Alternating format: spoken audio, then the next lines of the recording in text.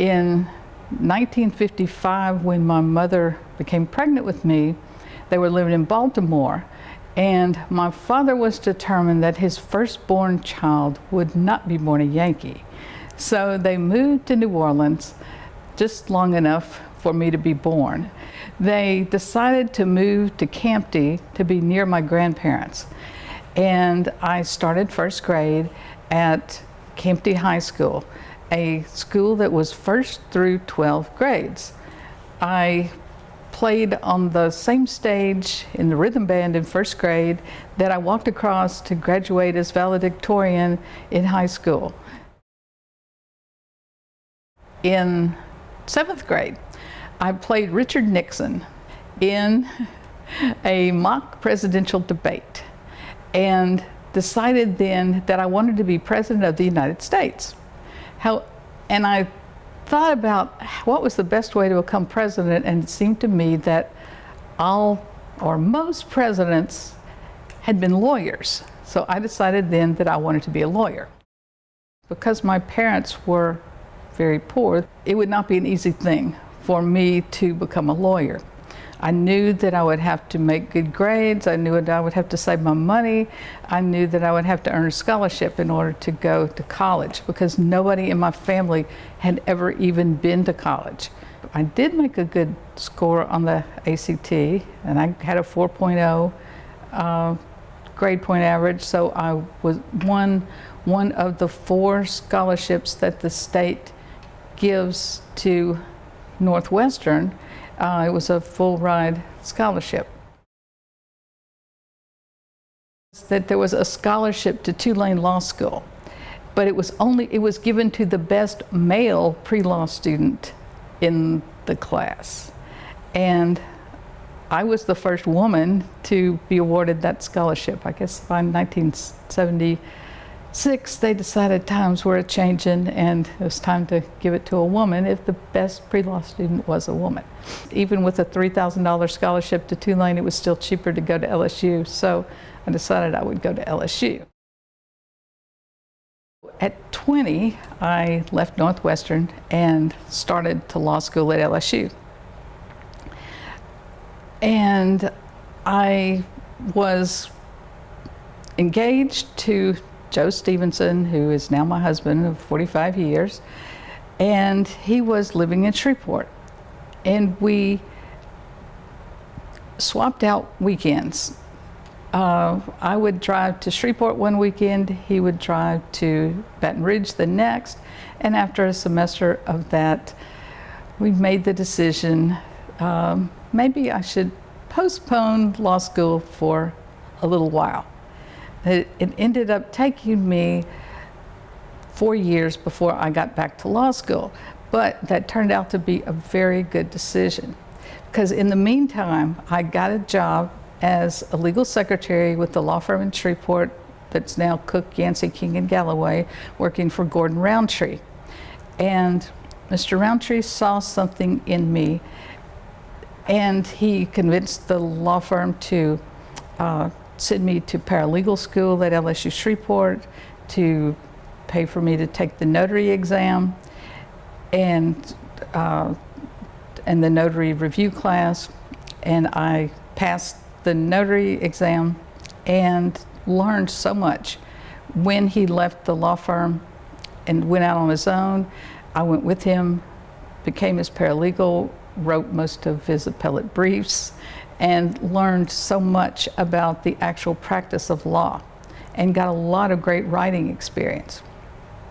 And that served me very well when I went back to law school. When I was in law school the first time, I was scared to even raise my hand. But the second time around, I had been around lawyers for 4 years. I felt confident. I would raise my hand, and based on what I knew, I was able to answer the questions. So I must have made an impression on some of my classmates, because immediately people started coming up wanting me to be in their study groups. So, but the one person that I met on the very first day of law school the second time around, Linda Fowler, ended up being someone who, well, we've been best friends for 40 years, and she had a part to play in me becoming a law professor. Was able to get a clerkship with federal judge Frank Palazzolo in Baton Rouge, and I accepted the clerkship after my 3rd semester in law school. Then in January of my senior year, I found out I was pregnant and due around Labor Day, and my clerkship was supposed to start August 1st. So I was really worried that I would lose my clerkship. I didn't know what was going to happen because in 1984, you know, there was not quite the pregnancy protection that there is now. So I made an appointment to meet with him so I could tell him about it. He was so nice. He immediately called the clerk of court, ordered him to come to his office with every insurance policy that was available to federal employees and look through them all and find one that did not have pregnancy as a pre-existing condition, which was a thing in 1984, which he did find one. And he told me I could start to work when I was supposed to and take off, you know, as long as I needed for maternity leave. I worked up until the day my son was born, August 28th. I was in labor most of the day. That I was the last day at work, but I had an opinion to finish and I stayed there until I finished it. Then I went to a regularly scheduled doctor's appointment I had that afternoon, called the judge from home and said, I'm in labor. I'm waiting for my husband to get home before I go to the hospital because my husband was a salesman, a manufacturer's rep, and he was in Opelousas that day. So Judge Palazzolo beat me to the hospital. He had them searching the entire hospital up and down the corridors, checking to see maybe they'd misspelled my name, but we actually didn't go to the hospital till 9 o'clock that night. And in the meantime, I think he had the federal marshals out looking for me in the hospital. I wanted to do litigation, but my son was still only 2 years old. And so I decided that taking another clerkship would be a better thing to do. So I went to work for Judge Melvin Shortis at the First Circuit Court of Appeal. He had taught me trial practice at LSU, remembered me very well because I had called him out on something he said in class. He told me he hired me because he didn't want a yes man. He wanted someone who would tell him if he was making the wrong decision as a judge. And so he said that was why he hired me. So I worked for him for 2 years and then went into practice. And I was doing insurance and corporate defense, traveled all over the state. I loved doing litigation. In fact, I took a deposition on my 4th day on the job and tried and was admitted in all the federal courts and really enjoyed that. But my son was very accident prone and he broke both legs, had to have stitches twice, was hospitalized with asthma twice during the 3 years that I practiced. And I went to lunch with Judge Shortis and he suggested that maybe I should come back to work for him. He had an opening for a permanent clerk. I left law practice and went back to work for Judge Shortis. Now, doing that gave me a lot of free time working at the court to write. So I was a member of the publications committee for the Baton Rouge Bar, and I wrote articles for the magazine, and I started writing a grammar column in 1995 that I am still writing. While working at the First Circuit, I met Judge Freddie Pitcher. And Judge Pitcher left the First Circuit to become the chancellor at Southern University. He called me up and told me that he was wanting to improve the writing program at Southern.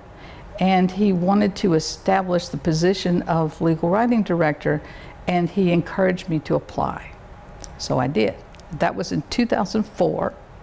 So I left the court and began my career in academia. Okay, so one of the first things I did when I became legal writing director was find someone to teach in the evening program. We just started the evening program that year in 2004. And I called my friend Linda Fowler.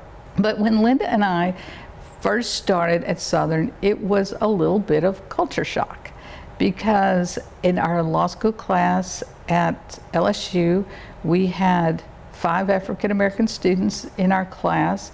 Only 1 graduated with us. And, you know, Southern is like 60% African American. So we didn't have much trouble adapting, but it was culture shock. So the first 2 articles that we wrote, well, I wrote something for a national legal writing publication, a short article, and then we collaborated on a law review article about cultural competency, and we took it on the road and went to 5 different legal writing conferences around the country talking about that. But after that, I concentrated on writing about Louisiana civil procedure, damages for frivolous appeals, the custom as a source of law, and I did also write an article about the civil law notaries, because I had become something of an expert on civil law notaries. I have been a consultant for the Louisiana notary exam for the past 20 years.